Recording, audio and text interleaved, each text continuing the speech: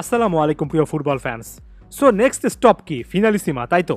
এই মুহূর্তে ফিনালিসিমাকে কেন্দ্র করে অনেকেরই কিন্তু অনেক রকমের আগ্রহ আছে, অনেকে জানতে চাচ্ছেন। সংক্ষেপে ব্যাপারগুলো একটু সাম আপ করি, যদিও আমার ইচ্ছা ছিল না আলাদা করে এটা নিয়ে কন্টেন্ট বানানোর, কেন এখন পর্যন্ত কোনো কিছু নিশ্চিত নয়। তারপরও যে আপডেটগুলো আছে সে জিনিসগুলো জানিয়ে দিচ্ছি। প্রথমত, ফিনালিসিমা কি আসলেই হবে? হ্যাঁ, ফিনালিসিমা 2025 সালে অর্থাৎ আগামী বছরে হওয়ার জোরালো সম্ভাবনা আছে, এবং সকল কিছু ঠিক থাকলে আমরা আরও একটা ফিনালিসিমা দেখব যেখানে ইউরো চ্যাম্পিয়ন স্পেন খেলবে কোপা আমেরিকার বর্তমান চ্যাম্পিয়ন, যারা কিনা তাদের ট্রফিটা ডিফেন্ড করতে পেরেছে, সেই আর্জেন্টিনার বিপক্ষে, যেখানে লিওনেল মেসি বনাম লামিন ইয়ামালের মধ্যকার একটা ব্যাটল হবে, যেটাকে কেন্দ্র করে খ্যাতনামা সাংবাদিকরা অলরেডি পোস্ট করা শুরু করেছেন। মাত্র কিছুদিন আগে লামিন ইয়ামাল নাকি বলেছেন স্পেন যদি ইউরো চ্যাম্পিয়ন হয়, আর্জেন্টিনা যদি কোপা আমেরিকা চ্যাম্পিয়ন হয়, তাহলে তিনি অনেক বেশি করে খুশি হবেন, কারণ তিনি লিওনেল মেসির মুখোমুখি হতে চান। অনেকটা গুরু ভক্তি টাইপের একটা কথা ছিল, এটা সকলেরই জানা যে লামিন ইয়ামাল রীতিমতো লিওনেল মেসির ফ্যান বয়। লিও মেসি যে ম্যাজিক্যাল টাচটা ওই যে ছোট্ট লামিলকে দিয়ে দিয়েছিলেন, যে ছবিটা ভাইরাল হচ্ছে, সেটাকে কেন্দ্র করে অনেক আলোচনা হয়েছে। তারপর এখন ফিনালিসিমাকে কেন্দ্র করেও কিন্তু আলোচনা হচ্ছে।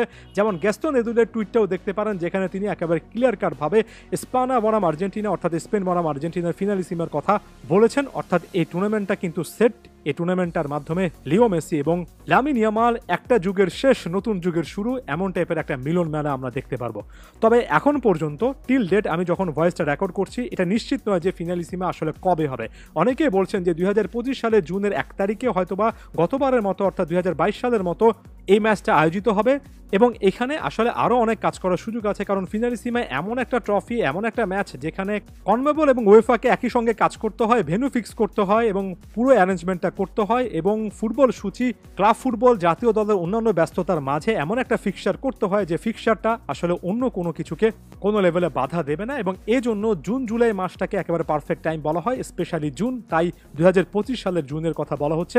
অনেকেই ক্যাম্প নুকে একটা ভেন্যু হিসেবে দেখছেন, অর্থাৎ লিওনেল মেসি তার একটা সময়ের বা বলা চলে এখনও যেটাকে সেকেন্ড হোম মনে করেন, সে বার্সেলোনাতে ফিরবেন এবং সেখানে ক্যাম্প নুতে তিনি এই স্পেনের বিপক্ষে মাঠে নামবেন। তবে এটা জাস্ট একটা রিউমার, কোনো কিছু এখন পর্যন্ত নিশ্চিত নয়। এখন পর্যন্ত পজিটিভ আপডেট এটাই যে ফিনালিসিমা হবে, লামিন ইয়ামাল বনাম লিওনেল মেসির মধ্যকার একটা ম্যাচ দেখার জোরালো সম্ভাবনা আছে। তবে সেটা কবে হবে, কোন ভেন্যুতে হবে, সেটার জন্য আমাদেরকে অবশ্যই অপেক্ষা করতে হবে। এর বাইরে কথাবার্তা বলার সুযোগ নেই। অনেকেই এখন থেকে লিওনেল মেসি আর্জেন্টিনা বনাম লামিন ইয়ামালদের স্পেনের একটা কম্পেয়ার করা শুরু করেছেন। অনেকেই বলছেন স্পেন অনেকটুকু এগিয়ে আছে, অনেকে বলছেন আর্জেন্টিনা এগিয়ে আছে। একটা শুধুমাত্র ইনফরমেশন দিই, যে কলম্বিয়াকে আর্জেন্টিনা রীতিমতো ঘাম ঝরানো একটা জয়ের মাধ্যমে ট্রফি থেকে বঞ্চিত করেছে, সেই কলম্বিয়া কিন্তু এই বছরটাতেই মার্চে সম্ভবত একটা ম্যাচ খেলেছিল স্পেনের বিপক্ষে, যেটা 1-0 গোলে তারা জিতেছিল। মোটো এই জিনিসটা বলছি না যে স্পেন আর্জেন্টিনার কাছে পারবে না, তবে সবসময় ফুটবল ফ্যানদের মধ্যে একটা অংশের চেষ্টা থাকে ইউরো চ্যাম্পিয়নদেরকে বড় করে দেখানো, লাতিন আমেরিকান চ্যাম্পিয়নদেরকে একটু ছোট করা। তবে সেটার খুব একটা বেশি সুযোগ নেই, কারণ ফিনালিসিমায় এখনও কিন্তু লাতিন আমেরিকান চ্যাম্পিয়ন দল আর্জেন্টিনার দখলে আছে। দেখা যাক স্পেন সেটাকে সামনে চ্যালেঞ্জ জানাতে পারে কিনা। আরও অনেক আপডেট আসলে অবশ্যই জানানোর চেষ্টা করব। আপাতত আপডেট এটাই। ধন্যবাদ সবাইকে।